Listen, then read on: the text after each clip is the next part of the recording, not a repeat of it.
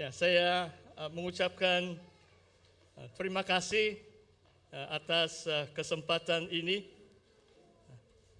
menyampaikan firman Tuhan di gereja SIB Lobo, dan juga saya ingin promosikan sesi pembelajaran kita petang hari ini, pengenalan bahasa Yunani. Wah, menarik, oh. Ini bahasa asli dalam kitab Perjanjian Baharu kita, dari Injil Matius sampai kitab Wahyu, ditulis dalam bahasa Yunani. Pasti saudara mau tahu sedikit lah, walaupun hanya 2 jam. Mungkin kamu dapat belajar itu abjad, huruf, dan mungkin ada 7 atau 8 keunikan dalam bahasa asli Perjanjian Baru ini, yaitu bahasa Yunani. Dan izinkan saya juga promosikan beberapa buku yang saya ada bawa bersama dengan saya. Mungkin ada di antara sudah membelinya. Waktu kadang-kadang sebab saya macam pindah pelayanan atau pusat SIB kita sedang mengatur pelayanan saya. Kadang-kadang saya tunggu 3 bulan, kadang-kadang saya tunggu 6 bulan. Jadi saya ada masa untuk menulis buku. 2019 saya ada menulis buku ini, tafsiran Injil Yohanes, sampai bab 12 saja, tebal sudah ini, 230 muka surat. Tolong doakan supaya saya dapat menyelesaikan tafsiran ini. Buku yang seterusnya, ini tahun lalu, waktu 2022, mau dekat 2 tahun yang lalu. Saya tunggu penempatan pelayanan juga, saya ada masa yang cukup banyak. 9 bulan saya tulis buku ini, tafsiran surat Galatia. Jadi setiap ayat saya coba huraikan ini surat Galatia, teologi Paulus. Okay? Dan ada satu buku dalam bahasa Inggris, ini pun 4 tahun yang lalu, saya terbitkan sempena ulang tahun ke-25. Saya dalam pelayanan penuh masa 2019. Dan hujung tahun ini saya genap melayani Tuhan penuh masa 30 tahun. Jadi macam luar biasa lah. Saya sudah warga emas ini dekat dalam masa 2 bulan. Haleluya. Tapi dalam Tuhan tiada pensiun, mesti melayani Tuhan juga. Dan yang terakhir buku ini bulan Oktober yang lalu, saya sempat kumpulkan beberapa esai. Hanya 1 esai sih saya tulis waktu sekarang saya melayani sebagai pensyarah di SDS. Ujung bulan ini saya berhenti sudah, dan saya tunggu penempatan lagi dari pimpinan kita pusat SIB, dan mana tahu ada masa lagi Tuhan berikan untuk menulis buku yang baru lah ini. Ya, dan ini salah satu esai ini Tuhan Tritunggal. Ada satu esai kawin, cerai, kawin semula, apakah pandangan Alkitab. Satu esai apa itu Alkitab pun ada satu esai, dan beberapa khotbah-khotbah. Kalau saya tidak hitung berapa saya sudah khotbah, mungkin mau dekat 1.000 khotbah. Cuma saya malas tulis panjang-panjang itu khotbah. Macam hari ini pun hanya nukta-nukta ringkas saja. Jadi khotbah yang ada dalam buku ini saya tulis menyeluruh. Ini 5 saja khotbah saya dalam 30 tahun pelayanan. Saya tulis secara penuh sebelum saya khotbahkan. Jadi ada juga keistimewaan di situ. Dan setiap buku ini harga dia Rp40 satu. Ya, jadi sebelum saya membawa kita lihat dalam Filipi bab yang kedua, saya tidak lupa mengucapkan terima kasih juga kepada kepimpinan sidang ini, kepada pastor sidang, kepada pimpinan, dan melalui Puan Seliun yang memberi undangan kepada saya lah hari ini. Ya, mari kita lihat dalam firman Tuhan dalam Filipi bab yang kedua. Saya beri judul kepentingan Yesus Kristus, atau kepentingan Kristus Yesus, dari ayat yang ke-21. Cuma saya mau baca dari ayat 12 sampai 22. Okay. Tajuk itu diambil dari ayat 21, kepentingan Kristus Yesus. Filipi bab yang kedua ayat 12. Hai saudara-saudaraku yang kekasih, kamu senantiasa taat, karena itu tetaplah kerjakan keselamatanmu dengan takut dan gentar. Bukan saja seperti waktu aku masih hadir, tetapi terlebih pula sekarang waktu aku tidak hadir. Karena Allah lah yang mengerjakan di dalam kamu, baik kemauan maupun pekerjaan menurut kerelaannya. Lakukanlah segala sesuatu dengan tidak bersungut-sungut dan berbantah-bantahan, supaya kamu tiada beraib dan tiada bernoda, sebagai anak-anak Allah yang tidak bercelah di tengah-tengah angkatan yang bengkok hatinya dan yang sesat ini, sehingga kamu bercahaya di antara mereka seperti bintang-bintang di dunia, sambil berpegang pada firman kehidupan, agar aku dapat bermegah pada hari Kristus, bahwa aku tidak percuma berlumba dan tidak percuma bersusah-susah. Tetapi sekalipun darahku dicurahkan pada korban dan ibadah imanmu, aku bersukacita, dan aku bersukacita dengan kamu sekalian. Dan kamu juga harus bersukacita demikian, dan bersukacitalah dengan aku. Ayat 19, tetapi dalam Tuhan Yesus kuharap segera mengirimkan Timotius kepadamu, supaya tenang juga hatiku oleh kabar tentang hal ilhwahmu. Karena tidak ada seorang padaku yang sehati dan sepikir dengan dia, dan begitu bersungguh-sungguh memperhatikan kepentinganmu, sebab semuanya mencari kepentingannya sendiri, bukan kepentingan Kristus Yesus. Kamu tahu bahwa kesetiaannya telah teruji, bahwa ia menolong aku dalam pelayanan Injil seperti seorang anak menolong bapaknya. Saudara, demikian pembacaan firman Tuhan yang kita akan huraikan dan belajar bersama pagi hari ini. Saudara, saya akan berkongsi 3 poin atau 3 tema utama dalam tajuk besar kepentingan Kristus Yesus. Apakah maksudnya kepentingan Yesus Kristus? Saya percaya sudah terjawab dalam peranggan firman Tuhan ini adalah hal ilwah kita. Paulus senantiasa merasakan resah, keadaan rohani orang yang dilayani oleh dia. Dia mewakili Tuhan Yesus selaku seorang rasul. Dia mau tahu mereka tetap kuat di dalam iman mereka. Saudara, beberapa ayat yang pertama mengatakan, saudara kerjakan keselamatanmu dengan takut dan gentar. Apakah maksudnya kerjakan keselamatanmu? Work out your salvation in fear and trembling. Bukankah keselamatan itu cuma-cuma? Saudara dan saya percaya Yesus kita selamat, memang. Tapi selagi kita selamat atau percaya Tuhan, sementara kita hidup di dunia ini, masih jauh perjalanan kita. Kadang-kadang orang yang percaya pun boleh tersandung, tergeletak kakinya. Mungkin jatuh ke dalam pencobaan, diheret oleh keinginan-keinginan dunia ini. Itulah maksudnya kerjakan keselamatanmu dengan takut dan gemetar. Maksudnya ada tanggung jawab kita.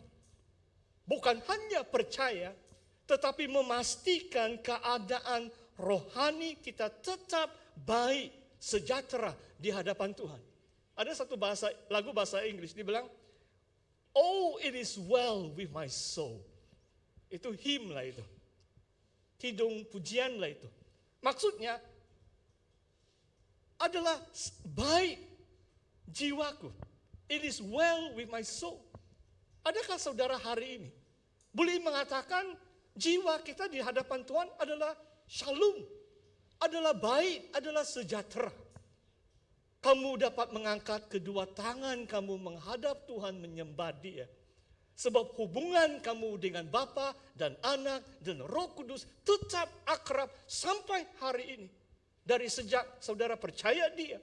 Sama ada itu 10 tahun yang lalu, beberapa minggu yang lalu, saya merayakan ulang tahun saya dalam Kristus selama 42 tahun. Saya mengenal Tuhan baru saya berusia 17 tahun di New Zealand. Waktu tahun pertama jurusan undang-undang. Dan tidak lama saya sudah genap 60 tahun. Jadi 42 tahun Tuhan Yesus telah menyelamatkan saya. Saya sudah mengenal dia secara pribadi. Dan saya dapat bersaksi dengan segala kerendahan hati. It is well with my soul. Saya merasakan damai sejahtera. Saya merasakan sukacita. Macam hari pertama saya terima Tuhan. Kasih semula itu macam memang kadang-kadang kita turun naik kan iman. Saya tidak katakan selama 42 tahun itu stabil, tidak. Cuma dalam pengalaman yang saya dapat saksikan, sampai hari ini, kalau hari Minggu, kadang-kadang janganlah kamu pikir jam 5 baru pastor bangun. Kadang-kadang saya jam 4 pun saya sudah bangun. Apalagi kalau hari Ahad. Wah, tidak sabar-sabar saya pergi di gereja. Saya pilih berbakti di gereja SIB yang mulakan kebaktian mereka paling awal. Saya cari-cari seluruh kota Kinabalu, yang paling awal 8.30. Kalau kamu mulakan kebaktian yang 2 lah sesi, 7.30 mungkin saya mau sampai sudah di gereja Anda. Haleluya. Kenapa saudara? Sebab sejak saya lahir kembali di kota Christchurch, dalam 2, 3, 4, 5 bulan, mungkin tahun pertama, saya tinggal di asrama university itu 10 km, mungkin 6 batu jauhnya. Itu gereja di mana saya sama rekan-rekan berbakti. Kadang-kadang saya tidak sabar, jam 10 pagi. Kalau jalan kaki 2,5 jam. Jadi jam 4 pagi saya sudah bangun. Jam 6.30 saya mulai jalan kaki sudah. Saya ada bicycle, kalau bicycle mungkin setengah jam sampai sudah. Naik bus mungkin 20 menit sampai sudah. Tapi saya rindu datang di gereja Tuhan, menyembah Tuhan. Dan saya sangat bersyukur saudara. Tetap hari ini saya dapat bersaksi bahwa saya yakin keselamatan saya itu di dalam tangan Tuhan atas anugerah Tuhan. Dan firman Tuhan di sini mengatakan kerjakanlah keselamatanmu. Maksudnya kalau kita tahu ada pelanggaran dosa, berhenti berdosa. Yesus memberitahu kepada orang lumpuh yang dia sembuhkan, kepada orang yang berzina yang diampuni, jangan lagi berdosa. Kalau berdosa itu hubungan saudara retaklah itu, reganglah itu kan. Kalau mendukakan Roh Kudus itu tidak mampu, so Roh Kudus yang mengangkat jiwa kita menyembah Tuhan. Kalau Roh Kudus itu jauh, susah saudara mau menghadap Tuhan. Berdoa pun macam kering. Kalau dipenuhi Roh Kudus, saudara boleh berdoa setengah jam, 1 jam. Kadang-kadang tidak ada masalah. Saya ingat waktu COVID, waktu pandemik, baru 2 tahun berlalu. Kami di gereja 2 kali kami buat itu doa berantai. 1 orang pilih 1 jam lah itu. Wah, sebab keadaan yang genting kan. 1 jam itu macam cepat berlalu. Kalau tidak ada kecemasan, kadang-kadang 5 menit pun macam panjang. Wah, susah mau berdoa. Tapi sebab kedengaran, mau lockdown lah, kengkangan inilah, kengkangan itulah. Jemaah rajin berdoa waktu itu. Saya tidak tahu bagaimana keadaan gereja Anda. Saya ingat yang takana itu jam saya itu, wah mungkin mau dekat setengah jam saya berdoa untuk kerajaan supaya mereka diberi kebijaksanaan. Sebab mereka yang memimpin kan negara kita. Kalau lockdown memanglah lockdown itu. Supaya ekonomi rakyat pun tidak terjejas dan sebagainya. Haleluya. Saudara. Dan ayat ini mengatakan saudara. Jangan kamu menyangka segala tanggung jawab itu atas tangan saudara. Tidak saudara. Dalam ayat yang ke-13 mengatakan Allah lah yang mengerjakan di dalam kamu baik kemauan maupun pekerjaan menurut kerelaannya. Dalam bab yang pertama saya baca ayat ini di mana Paulus mengatakan seperti ini.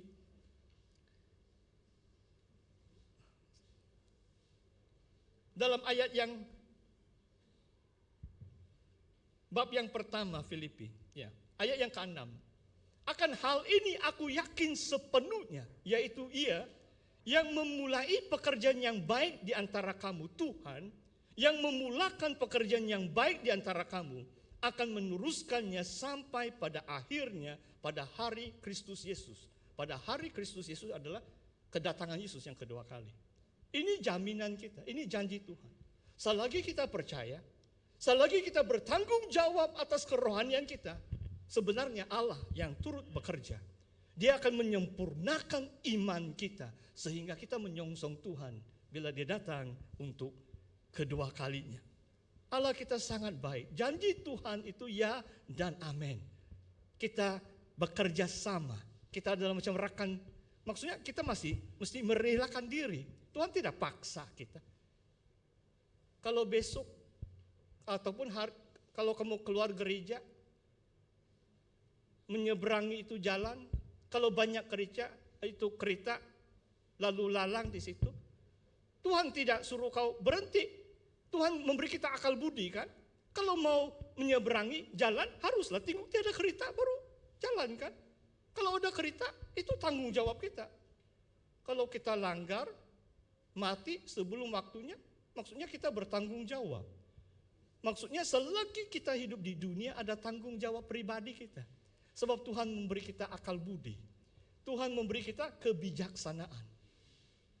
Tetapi disertai dengan janji Tuhan bahwa Tuhan sendiri yang bekerja dalam hidup kita untuk menyempurnakan kita. Saudara, kita terus lihat beberapa ayat ini. Dalam ayat yang seterusnya,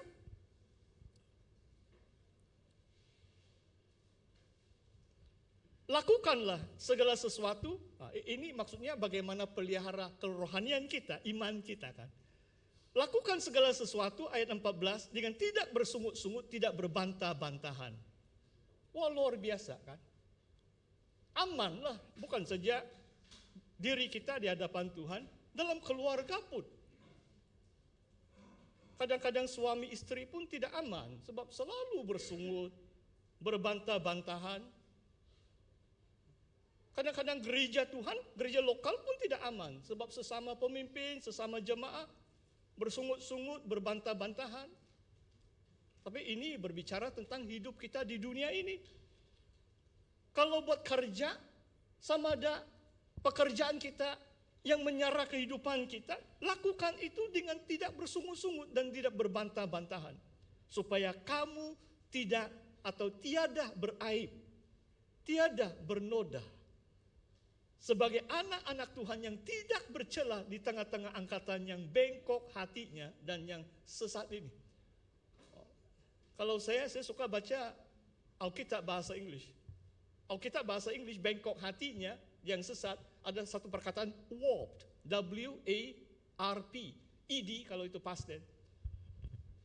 Kalau angkatan orang yang belum mengenal Tuhan, hati pikiran mereka warped itu macam twisted, bengkok. Mereka keliru, tidak dapat pikir lurus sebab dosa itu menguasai. Jarang sekali saudara boleh mencari orang yang 100% jujur. Oh saudara, saya beri satu kesaksian saja. Sampai hari ini, sebab saya pernah ada kerjaya sebelum saya jadi pastor. Saya masih lagi perlu melapor ini pendapatan tahunan saya kepada jabatan cukai. Sebab saya punya file dari dulu ada di pejabat mereka. Kalau saya tidak lapor, pasti mereka cari saya sudah itu. Mereka akan tulis surat. Jadi setiap tahun, tahun ini 15 bulan 5, itu deadline. Jadi setiap tahun, sama ada saya bayar cukai atau tidak saya lapor. Gaji saya di SIB Indah Permai, gaji saya di SIB Likas dulu, gaji saya di SIB Muhibah dulu, gaji saya sebagai pensyarah di BTS dulu. Setiap tahun, tidak lari lah.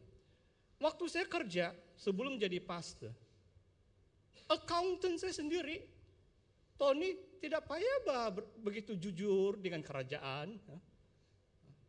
Kasih kurang sedikit pendapatan kamu supaya kuranglah cukai kau bayar. Tidak tahu kamu paham atau tidak. Haleluya. Kalau isi borang itu tidak payah terang-terang. Kamu boleh simpan 2 buku risit. 1 risit kau tunjuk dengan kerajaan, 1 risit kau sembunyilah, dia bilang. Haleluya.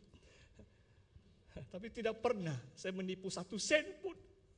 Saya berani bersaksi di hadapan Tuhan, hadapan jemaah kan.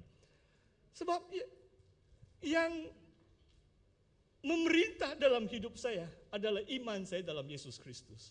I'm first a Christian, then a lawyer, then a pastor, then iman saya yang menentukan bagaimana saya membawa diri, menjalani kehidupan saya di dunia, supaya tidak beraib, supaya tidak bernoda, supaya menjadi kesaksian kepada accountant saya, kepada rakan-rakan peguam saya.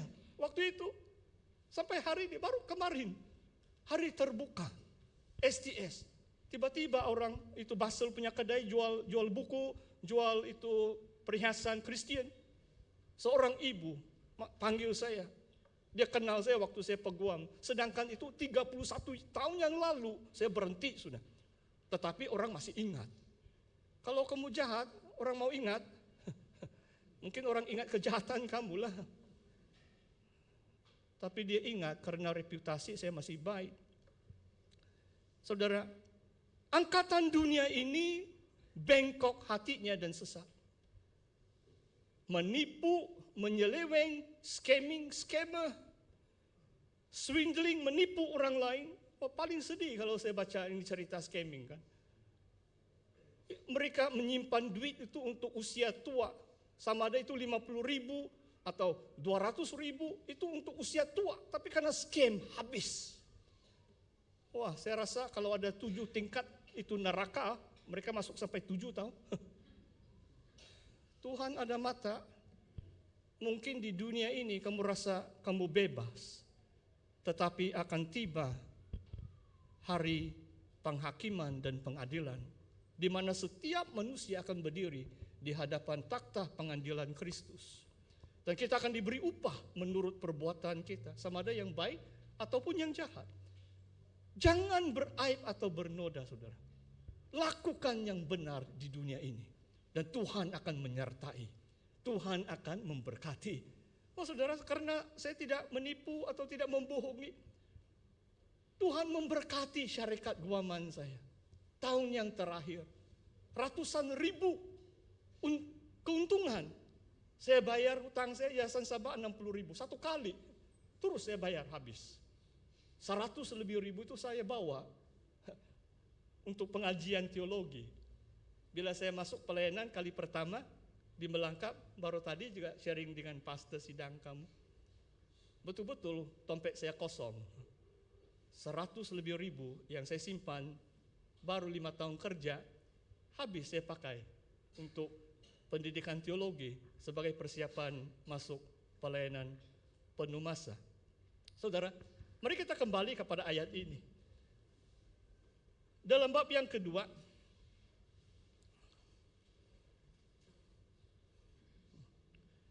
kamu akan bercahaya seperti bintang-bintang di dunia. Wah, luar biasa kan? Semakin gelap dunia ini, kan? Kalau bintang-bintang itu semakin gelap itu langit, semakin terang itu bintang kan. Semakin orang dunia berdosa, jadi fasik dan sebagainya, saudara yang benar itu akan semakin bersinar sebagai bintang. Saudara akan menjadi terang dunia ini. Yesus katakan kamu adalah terang dunia. Memang Yesuslah terang dunia, tapi kita yang dalam Kristus, yang dipenuhi Roh Kudus, kita menjadi terang dan garam di dalam dunia yang jahat ini. Sambil berpegang pada firman kehidupan. Wah, luar biasa saudara. Apa yang saya buat sepanjang 42 tahun saudara, tidak saya pernah lupakan hari-hari pertama. Sejak saya beli Alkitab saya yang pertama, mungkin hari yang ketiga saya lahir kembali di kota Christchurch di New Zealand. Saya tidak bosan-bosan membaca Alkitab saudara. Kecuali sakit lah. Hari itu saya sakit juga, kalau pening, kalau bangun pun susah baca Alkitab juga bahkan. Kecuali sakit tenat, barulah tidak terbaca. Tapi renungkan boleh juga itu. Kalau apalagi sakit kan, lebih banyak berdoa lagi. Tuhan sembuhkan aku kan. Itu saja kamu punya doa kalau kamu sakit. Oh Tuhan, curahkan belas kasihan-Mu. Kadang-kadang Tuhan menguji kita. Dan Tuhan mengajar kita supaya lebih setia berdoa. Sambil berpegang pada firman kehidupan. Saudara, muda-mudi, pastor sengaja bawa tablet sebab mata saya semakin tidak begitu terang.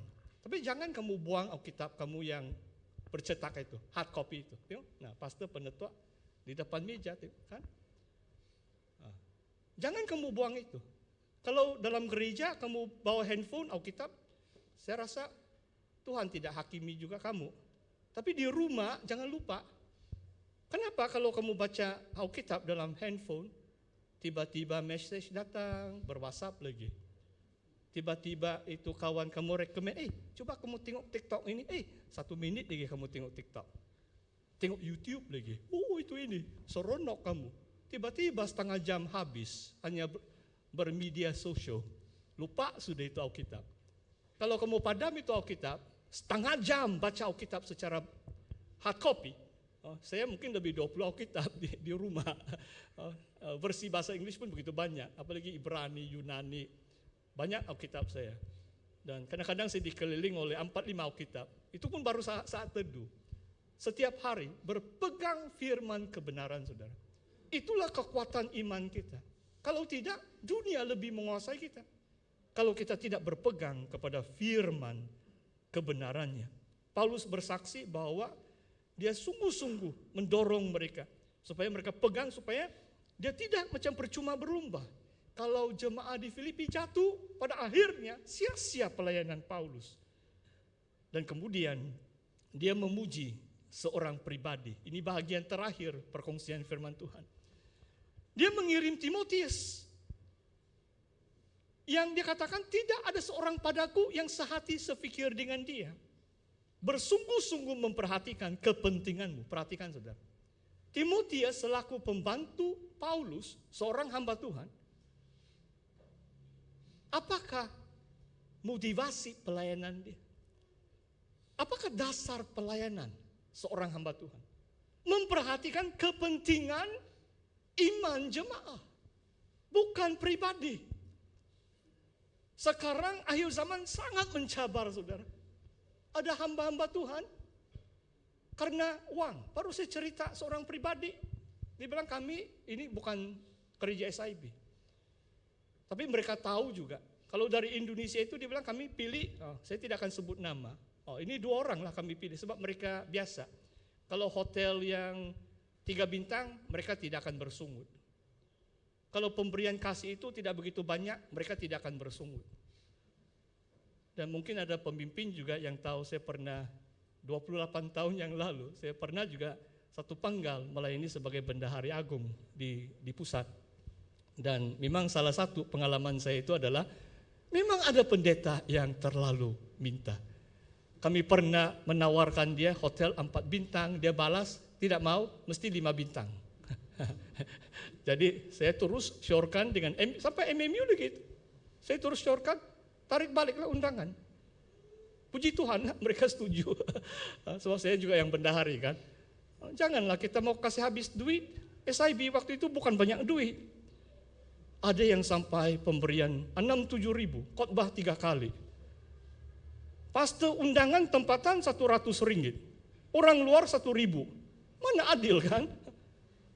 Bila saya beritahu mereka begitu, ada orang tanya, Paste kami tidak mau malu, nanti mereka pikir SIB itu miskin, kata mereka. Saya bilang, jangan kita rasa malu, kita utamakan hamba-hamba Tuhan, paste-paste kita. Kalau paste-paste sidang 500 1 bulan pun belum ada, kamu mau bagi orang luar 1.000 khotbah 1 kali. Itu tidak patut. Jadi itu diantara, tapi Timotius bukan seperti itu. Sebab pelayanan dia adalah kepentingan jemaah. Bukan kepentingan dirinya. Dan Paulus katakan ayat 21, semuanya. Begitu ramai sekali, sampai Paulus katakan like all of them. Mencari kepentingannya sendiri, bukan kepentingan Kristus Yesus. Maksudnya hanya sedikit. Kepentingan Kristus Yesus adalah keadaan rohani, seperti yang saya huraikan tadi, jemaah. Itu yang nomor 1. Tuhan Yesus mengasihi jemaahnya. Itu mempelai dia. Yesus adalah mempelai laki-laki kita. Kita adalah pengantin yang dipersiapkan untuk masuk perkawinan anak domba waktu Tuhan Yesus datang kedua kalinya. Dan dia ada hamba-hambanya di dunia ini yang bukan cari kepentingan diri. Dan sungguh-sungguh memberitakan firman kebenaran itu. Dan menggembalakan domba itu atas kepentingan Kristus Yesus. Saudara, Dalam Ezekiel, saya cuma bagi 1-2 saja contoh. Bab yang ke-34, Nabi Yehezkiel, gembala-gembala itu ditegur dengan keras. Ada domba yang sakit, mereka tidak pergi rawat. Ada domba yang sesat, mereka tidak pergi cari. Ada pemimpin-pemimpin sekarang, mereka tunggu orang bawahan pergi merayu, pergi pejabat mereka. Tetapi tidak ada, senang kan sekarang ada telepon, ada WhatsApp kan. Hanya menunggu orang datang merayu. Kadang-kadang lebih jahat berbanding orang berpolitik, kan? Kalau orang dunia, mungkin orang katakan begitulah. Tapi dalam gereja tidak sepatutnya begitu. Pemimpin-pemimpin kita harus rendah hati. Harus betul-betul menunjukkan mereka gembala. Dan mereka memperjuangkan kepentingan Yesus Kristus. Ada pengorbanan seperti Paulus. Dia sanggup masuk penjara demi Kristus Yesus. Saya tidak rasa satu hamba pun dalam seluruh perjanjian baru ada hidup yang senang lenang. Sebab mereka sanggup berkorban demi pelayanan Tuhan. Saudara, yang seterusnya kepentingan Kristus Yesus adalah pemberitaan Injil. Ini poin saya yang terakhir, ayat 22. Kamu tahu bahwa kesetiaannya telah teruji. Ia telah menolong aku dalam pelayanan Injil sama seperti seorang anak menolong bapaknya. Ini adalah kepentingan Yesus Kristus. Sebab dia mengasihi dunia ini. Dia datang mati untuk dunia ini. Kalau gereja lemah, kita hilang sudah semangat pergi menginjil. Memberitakan kasih Tuhan. Tuhan mau kita sungguh-sungguh melakukan pelayanan penginjilan ini. Bab pertama Paulus ceritakan soal pelayanan Injilnya. Sehingga dia dipenjarakan karena beritakan Kristus kepada bangsa-bangsa. Ada yang tidak senang berita Injil itu. Timotius giat dalam pelayanan Injil. Saudara, marilah kita bersatu hati. Dan kalau kita baca dalam surat Filipi, mari kita baca bab 4 ayat yang kedua, kita lihat. Apa yang boleh menghindari pelayanan Injil ini? Bab 4 ayat 2. Yudia kunasihati, Sintiki kunasihati, supaya sehati sefikir dalam Tuhan. Bahkan ku minta kepadamu juga, Sunsugos, temanku yang setia, tolonglah mereka. Karena mereka telah berjuang dengan aku dalam pekabaran Injil. Bersama-sama dengan Kimens dan kawan-kawanmu sekerja yang lain. Dan nama-namanya tercantum dalam kitab kehidupan. Saudara, dua wanita ini mungkin ada sedikit konflik. Ada sedikit perselisihan. Sehingga Paulus memberi nasihat kepada Sunsugos untuk tolong mereka berdamai. Perhatikan saudara. Kepentingan Kristus Yesus akan terjejas bila ada pergeseran atau perselisihan sesama, mungkin mulai itu dengan sesama pemimpin. Nanti pemimpin dengan jemaah ataupun jemaah dengan jemaah. Kalau hanya sibuk bergaduh, mana ada masa menginjil kan? Saudara paham maksud saya? Kebaktian doa pun tiada orang datang kalau ada perselisihan di dalam gereja. Dua wanita ini, walaupun mereka sesama hamba Tuhan, mungkin mereka tidak tahulah konflik bagaimana, personality clash. Kadang-kadang kalau soal personality, kadang-kadang kita mesti saling menerima satu dengan yang lain, saudara. Saya rasa Tuhan mencipta kita, setiap pribadi, setiap individu dengan segala keunikannya, kan? Ibu jari kita kan, mau 8.000 juta manusia, tapi Sang Pencipta kita luar biasa kan? Itu chop jari kita. Setiap kita itu berbeza kan?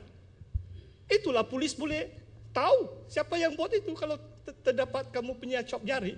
Kalau kamu pergi mencuri lah itu, jangan pergi mencuri ya. Haleluya. Maksudnya kita ini amat unik.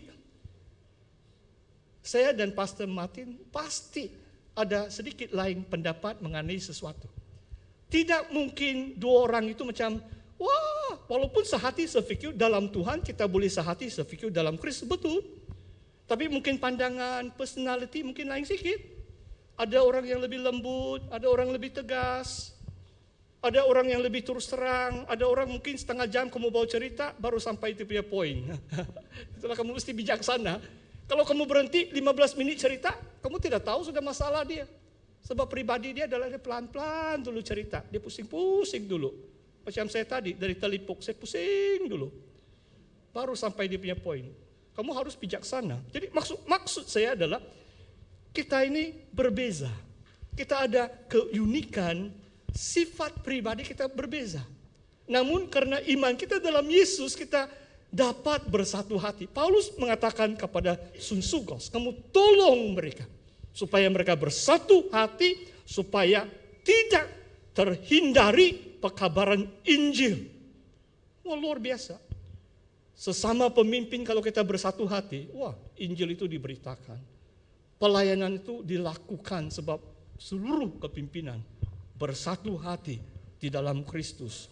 Tidak ada perselisihan, tidak ada yang gila hormat, saling menjatuhkan, tetapi saling membangun, saling menerima, saling menghormati satu dengan yang lain di dalam Kristus demi kepentingan Kristus Yesus, supaya pekabaran Injil itu dapat dilaksanakan. Saudara, kesimpulan firman Tuhan hari ini 3 poin utama, saudara. Pertama, ada tanggung jawab kita untuk mengerjakan keselamatan kita. Tetapi dengan keyakinan Tuhan turut bekerja. Bahkan Tuhan yang memulakan pekerjaannya di dalam kehidupan saudara dan saya. Dan dia akan menyempurnakannya. Tetapi Tuhan tidak menganggap kita robot atau memaksa. Kita perlu mempersembahkan diri kita, merelakan diri kita untuk melayani Tuhan.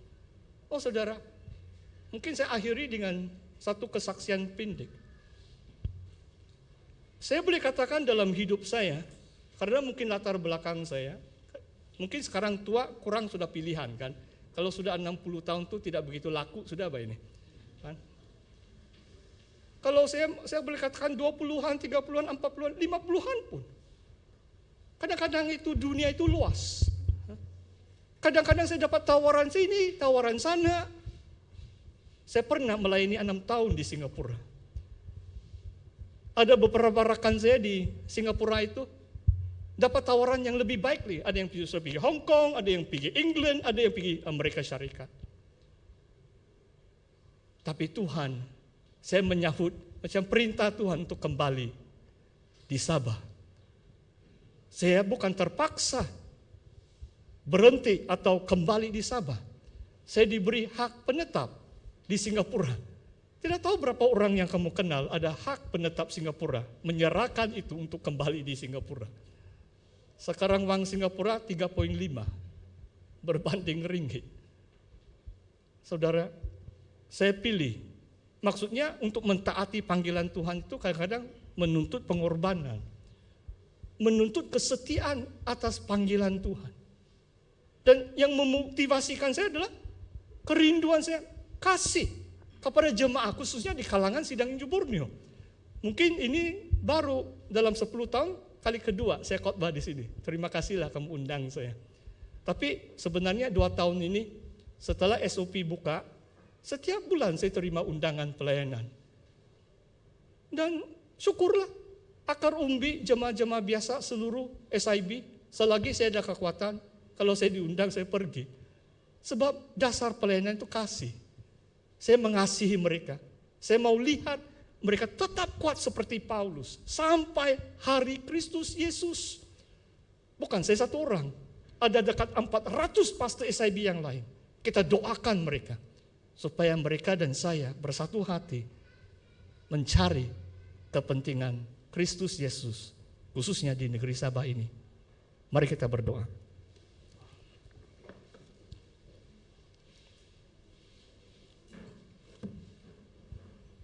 Haleluya Tuhan. Terima kasih Tuhan atas pemberitaan firman-Mu. Ajarlah kami ya Tuhan, supaya kami mengerti, mengenal akan kepentingan-Mu ya Tuhan. Dan kami dapat mengorbankan kepentingan diri kami sendiri, melainkan sentiasa mencari kepentingan Kristus Yesus khususnya tubuhmu, jemaahmu, mempelaimu. Tuhan, kami yang diberi tanggung jawab selaku pemimpin, biarlah kami melayani dengan penuh kerelaan hati, dengan pengorbanan, dengan kasih setia. Supaya iman jemaah yang kami layani tetap kuat, mereka bertumbuh secara rohani ya Tuhan. Terima kasih untuk ibadah, suasana yang begitu indah di tempat ini, di gereja SIB Lobo. Bersama seluruh jemaah, hamba-Mu dapat menyembah Engkau dalam satu roh. Terpujilah nama-Mu ya Tuhan. Dan Engkau meteraikan firman-Mu yang baik di dalam hati kami masing-masing ya Tuhan. Supaya kami dapat melahirkan buah seturut dengan kehendak dan rencana-Mu. Terpujilah nama-Mu ya Bapa. Di dalam nama Tuhan Yesus Kristus, kami mengucap syukur dan berdoa. Amin. Saya serahkan kembali kepada pengurusi majelis.